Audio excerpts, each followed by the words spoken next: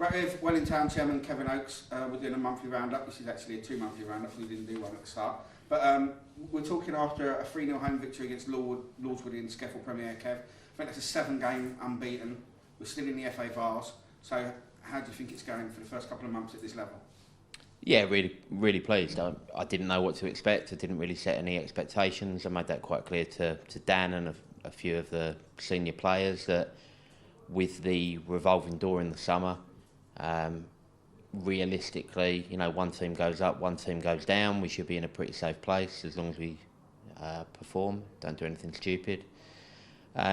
Couldn't really have dreamed that we'd be where we are now, and very pleased. Yeah, everybody, management, players, all the people behind the scenes.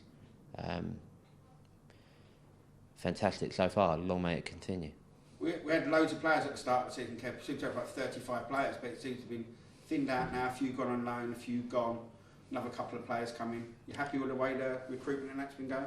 Yeah, I don't deal with that. We get an awful lot of player inquiries at this level, and I forward them on to Dan and Tristan and let them deal with it. Don't really want to get involved on that side of things too much.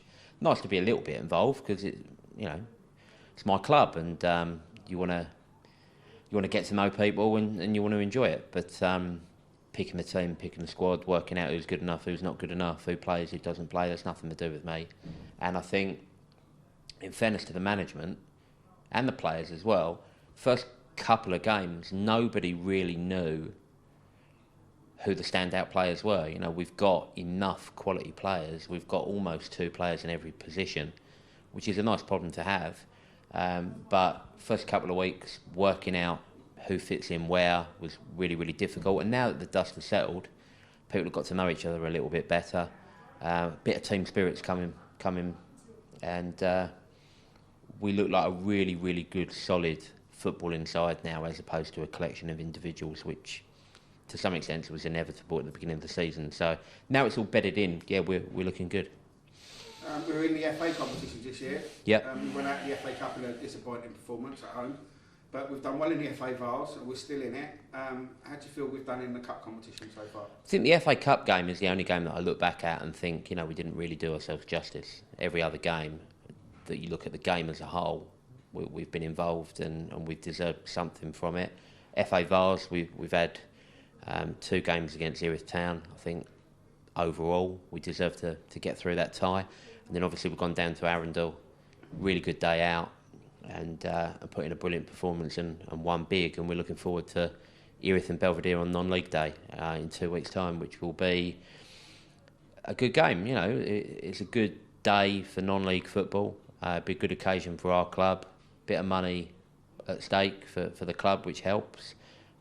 Playing local rivals and a team that obviously we had some good battles with last year, so really looking forward to that. We'll talk on about Tristan and the reserves. Their season's just starting. They've had loads of friendlies and they've just hit a little bit of form, haven't they? Yeah, same situation really. They've had a few players drop down from the first team squads on the fringes of the squad who Tristan didn't really know and has had to get to know, and obviously they didn't know their teammates. And he's taken the best of last year's reserve team and last year's under-23 team and put them together. So the vast majority of them are 18, 19, and only having played men's football for a year or 2. First couple of games, I'm led to believe, I don't get to see them obviously, but I'm led to believe that they're a little bit unlucky in some respects, and the last 3 or 4 weeks they've been unbeaten and they're moving towards the right half of the table. We would expect them to get promoted out of their division this year, and I know Tristan wants that. It's not the be-all and end-all, but that's the expectation. We need to close that gap between the first team and the reserve team a little bit.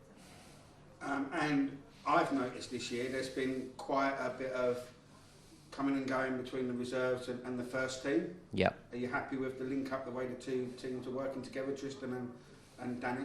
Again, I don't make individual selections, but I would like the first team and the second team to be on the same page, and there should be a little bit of fluidity between both.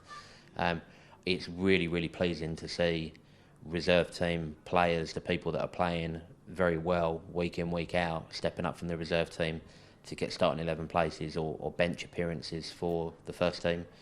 That we don't do that to be kind, we do that because people deserve it, but it also then gives the right impression to everyone else in the reserve team that if they do perform, they will get an opportunity.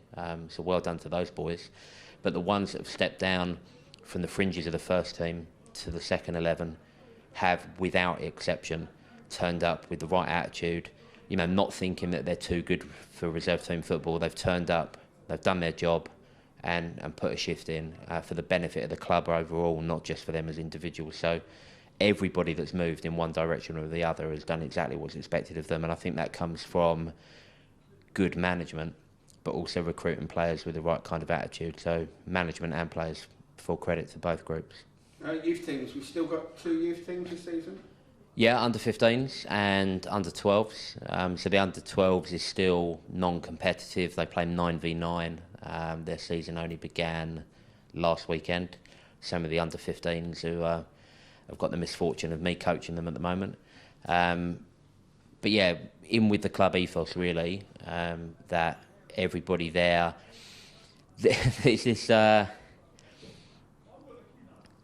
this unwritten rule with kids football that the kids are normally a pleasure and the parents are a bit of a pain in the arse, and I can relate to that from years gone by. But both groups of parents and both groups of players with those teams are buying into what the club's trying to do. So they're very welcome, and hopefully we can expand that in the future. But it's got to be the right people. Are the plans still to have something that we were going to do this year and loads of youth teams and an academy? Is that something that the club are looking to do in the near future? Yeah, not for the sake of it. You know, if you've got 20 people that are capable of doing the job, we'll take 20 people on. And if you've got 20 people and only 3 of them are right, we'll only take 3. We don't want to dilute the quality of what we're trying to do. And sometimes you make mistakes, of course. But we're now firmly on the map, and people know what this club is all about and what we're trying to achieve. And like-minded people are very welcome to get on board. Kevin, thanks for talking to us. We'll see you at the end of this month, and hopefully Cheers, things are still going as well. Let's hope so.